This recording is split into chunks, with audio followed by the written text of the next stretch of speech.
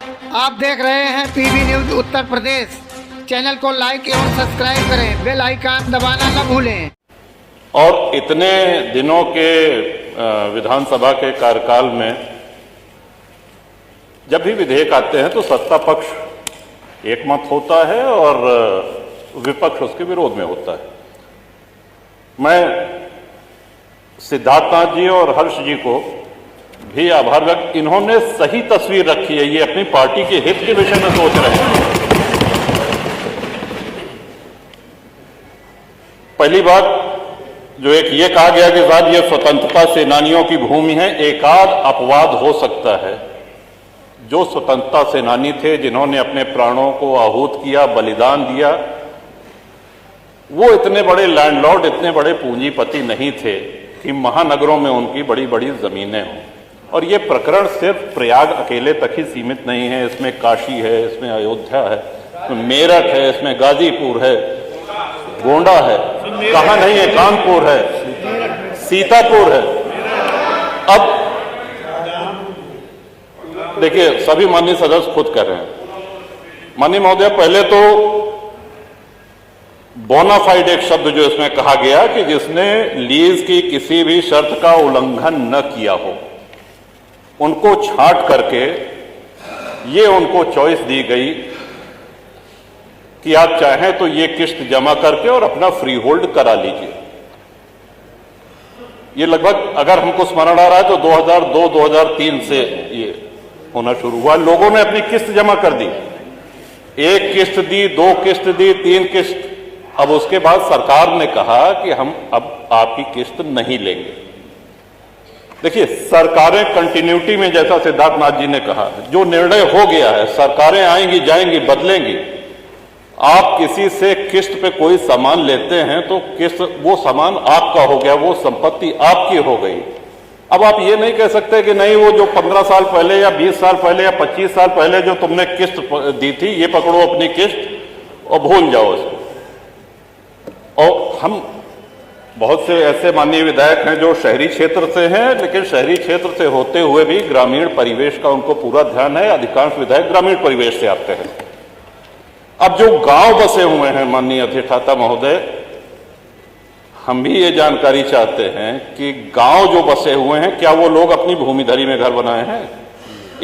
इस सिद्धांत के तहत तो उनको भी बेदखल कर देना चाहिए। फिर जो आबादी में है, जो ग्राम समाज में है, गांव के गांव बसे हैं, गांव में अपनी भूमिधरी में किसने घर बनाया है? सब कच्चे में सब कच्चे में। तो कौन सा विकास कर रहे हैं? लोग सड़कों पे आ जाएंगे। और जब उस समय अंग्रेजों के बंगले, अगर प्रयाग की ही बात की जाए, तो सिविल लाइंस में भारतीयों को घर लेना निषिद्ध था, मना था। वहां सिर्फ अंग्रेज रह सकते थे।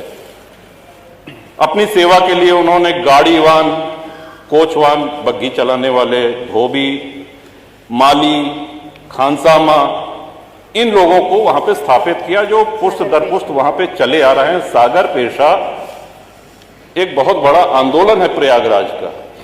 एक बहुत बड़ी संख्या में आप हजारों लाखों लोगों को बेघर कर देंगे। 3200 प्रार्थना पत्र लंबित हैं।